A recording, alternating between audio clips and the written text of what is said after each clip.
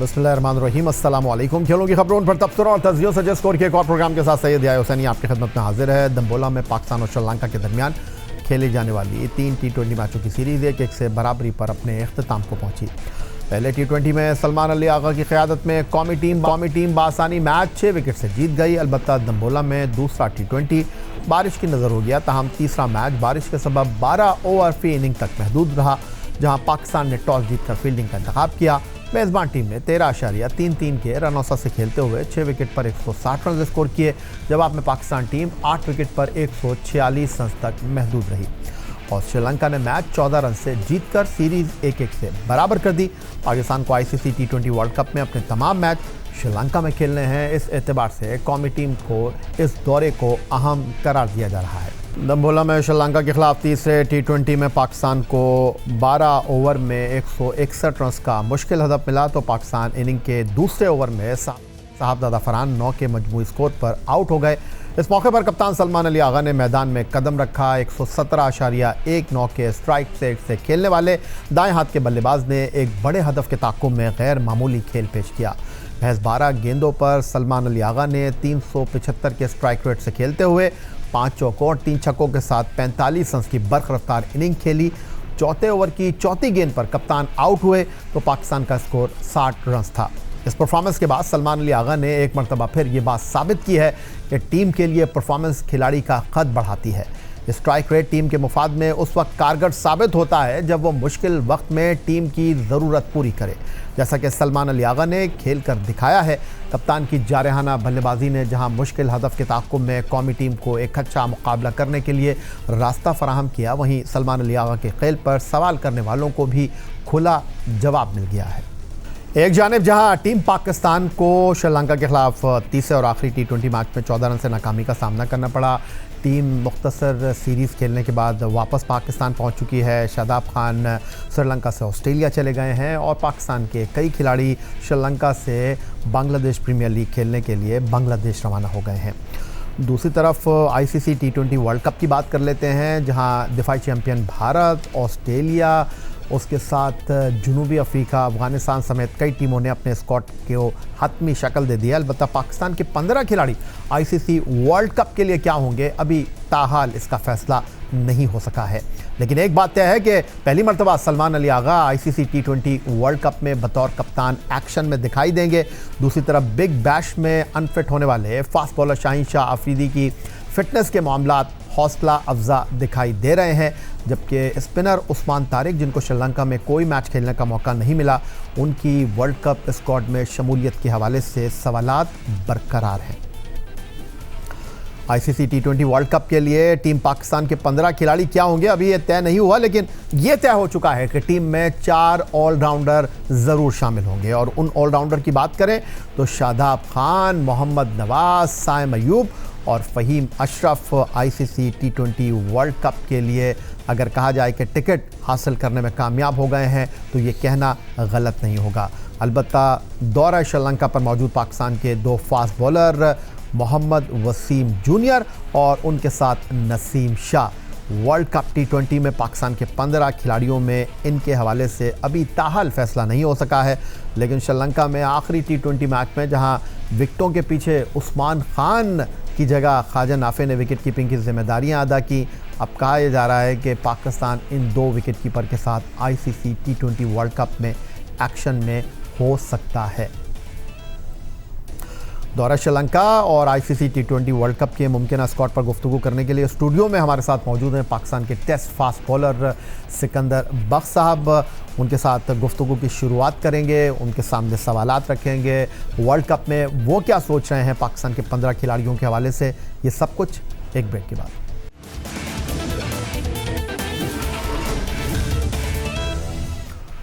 इन्ना लिल्लाहि व इन्ना इलैहि राजिऊन। पाकिस्तान क्रिकेट बोर्ड की सिलेक्शन कमेटी के साबिक सरबरा और पाकिस्तान के टेस्ट ओपनर इमरान फरहत के ससुर मोहम्मद इलियास अब में नहीं रहे। 79 बरस 299 दिन की उम्र में उनका इंतकाल हो गया है। 1964 से 1969 के अरसे में पाकिस्तान के लिए मोहम्मद इलियास ने बतौर बैट्समैन और leg break googly bowler Pakistan के लिए 10 टेस्ट मैच खेले, 82 फर्स्ट क्लास मैच खेले और एक तवील अरसे तक वो पाकिस्तान क्रिकेट बोर्ड के साथ वाबस्ता रहे। और हमारे साथ पाकिस्तान क्रिकेट बोर्ड की सिलेक्शन कमेटी के साबिक रुकन टेस्ट फास्ट बॉलर सिकंदर बख्त बतौर एक्सपर्ट हमारे साथ स्टूडियो में मौजूद हैं।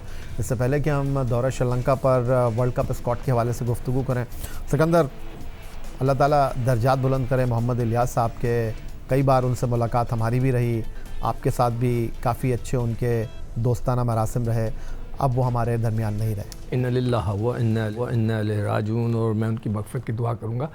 जब हम छोटे थे तो रेडियो पे कमेंट्री सुनते थे और जो मैगज़ीन होते थे स्पोर्ट्स के, उसमें स्कोर कार्ड वगैरह पढ़ते थे, कभी मुलाकात नहीं हुई थी। तो इलियास को सुना है कट और पुल बड़े ज़बरदस्त खेला करते थे, he was a very good opener. फिर जब हम 76-77 में ऑस्ट्रेलिया गए तो वहाँ पहली दफ़ा मेरी उनसे मुलाकात हुई और फिर बाद में मुलाकातें रहीं। नाइस मैन, हंसमुख आदमी थे और हमेशा मजाक करने वाले से थे। तो अल्लाह उनकी मग़फ़िरत फरमाए, मेरी दिल से दुआ है। और कोई भी हमारा साथी बिछड़ता है तो हमें उसका एहसास तो होता है, तो अल्लाह उनकी मग़फ़िरत फरमाए। सिकंदर, आ जाते हैं पाकिस्तान क्रिकेट टीम के दौरा श्रीलंका की तरफ। बारिश ने इस सीरीज़ के मज़े को किरकिरा कर दिया। सिर्फ एक मैच मुकम्मल खेला गया, दूसरा मैच हुआ नहीं, तीसरा मैच हुआ लेकिन हाई स्कोरिंग मैच हुआ।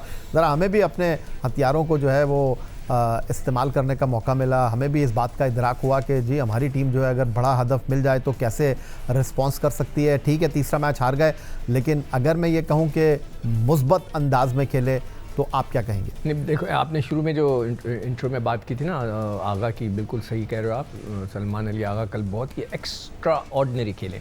375 की उनकी स्ट्राइकिंग रेट था और जिस तरह वो खेले मैं हैरान था कि वो क्या हुआ उनको। हर बार बार आंखें मल रहे होंगे कि ये सलमान अली आ गई है या कोई और है? नहीं, आंखें तो नहीं मल रहा था, मगर ये कि मुझे खुशी हो रही थी देखकर, because he is going to be the part of the Pakistan team, he will be captain of the team. उनको उनकी फड़क देखकर मुझे खुशी हुई कि चलें। खैर, जो लॉन्गर फॉर्मेट है उस वक्त मैं समझता हूँ वो सबसे अच्छे खिलाड़ी हैं इस वक्त लॉन्गर फॉर्मेट के। T20 में उनकी जगह सेटल नहीं हो रही थी, मगर यहाँ बहुत ज़बरदस्त खेले, बड़े अच्छे स्वीप। मगर वो आउट 3-4 ओवर और ज़्यादा खेल लेते ना तो बड़ा काम हो जाता। मगर जब इस किस्म की बैटिंग हो रही होती जहाँ आपको इम्प्रोवाइज़ करना होता है शॉटों को, तो फिर वो जिस तरह वो आउट हुए, पहले तो उन्होंने उसी तरह की शॉट पे छक्का मारा, फिर उसी तरह दोबारा खेलने गए तो वो शॉट फाइन लेग पे कैच आउट हो गए।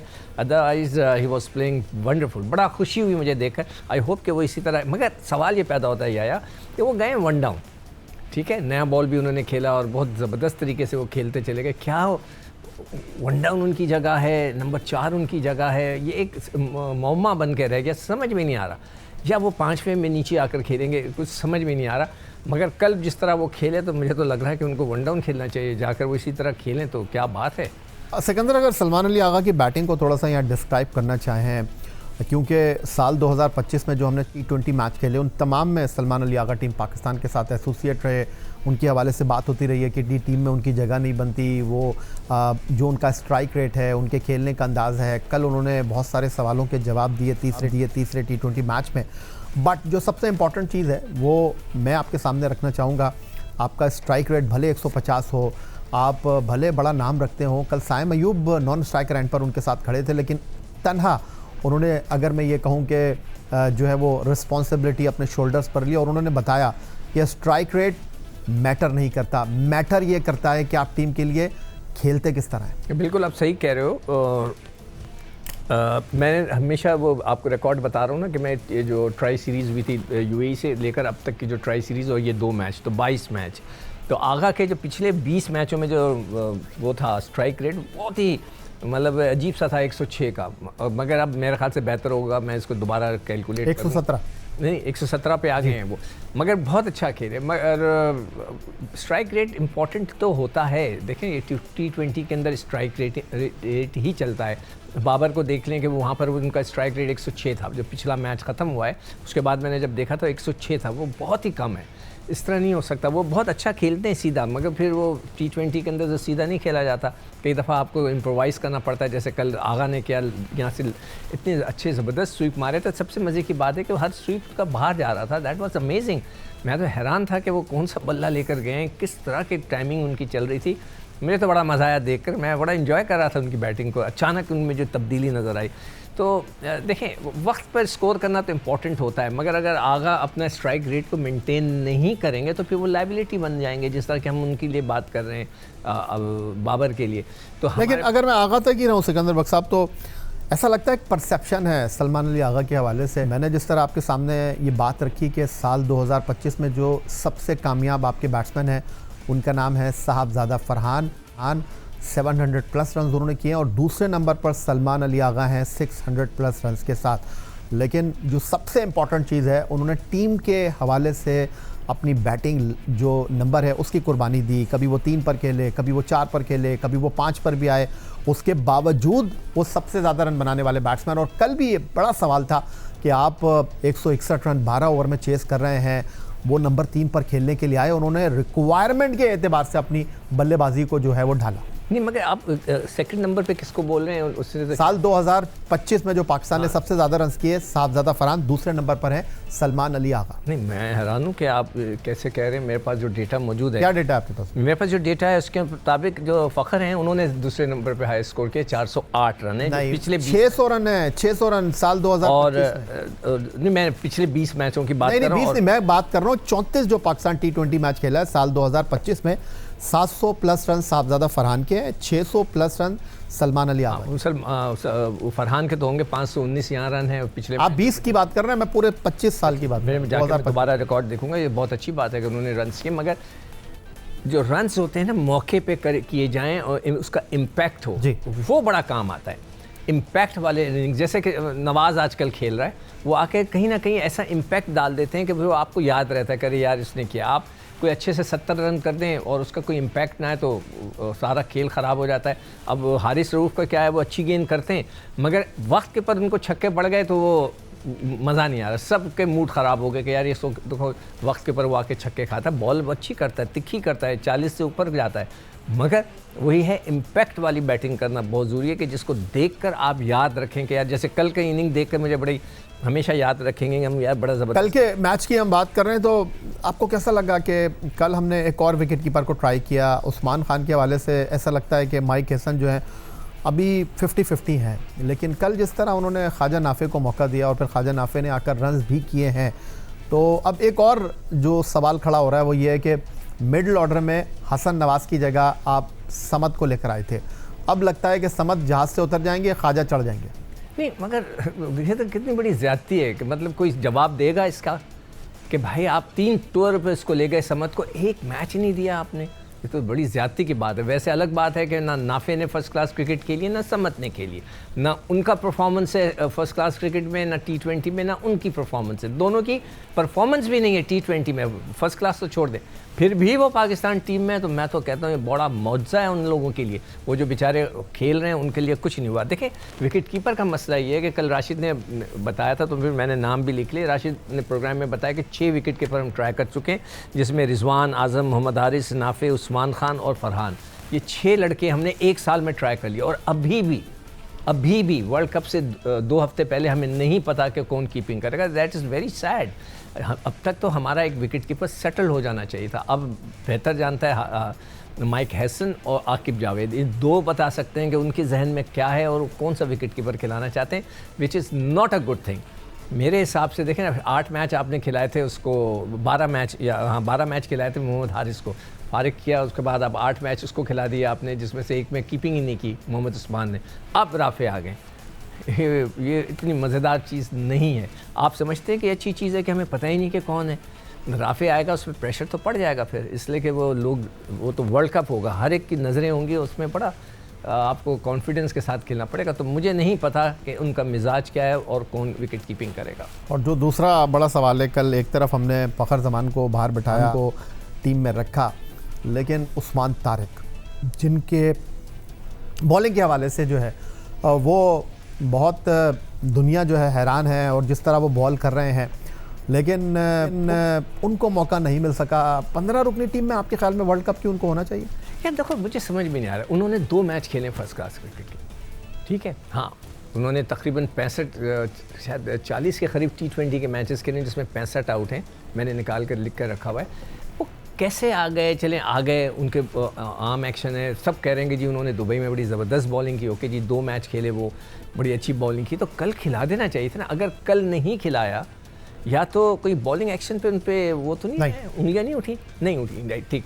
अगर उन पर उंगलियां नहीं उठी हैं तो कल माइक हैसन को दोनों मैचों में उसको खिला देना चाहिए था। इब्रार के साथ देख लेते हम कितने अच्छे हैं, लोग इतनी तारीफ़ कर रहे हैं तो हमें भी पता चल जाता। तो अगर उनको नहीं खिलाया तो मेरे समझ से बाहर है कि क्यों नहीं खिलाया। जब अगर वो इम्पॉर्टेंट बंदा है, अगर वो लिस्ट में है तो उसको खिला देना चाहिए था, ताकि हम सबको पता लगता, उसको भी प्रैक्टिस होती, कॉन्फिडेंस आता। मगर बिल्कुल मेरी समझ से बाहर है जो स्ट्रेटजी चल रही है, वो क्या है क्या नहीं है। आप इसकी बात करें ना, अब आप फास्ट बॉलिंग पर भी ज़रूर पूछिएगा। चलें जी, और हमारा मिजाज मज़ीद हमें गुफ्तगू करने की इजाज़त नहीं दे रहा क्योंकि वक्त ख़त्म हो चुका है। बहुत शुक्रिया आपका सिकंदर वक्त गुफ्तगू करने के लिए। यही आज का हमारा प्रोग्राम था।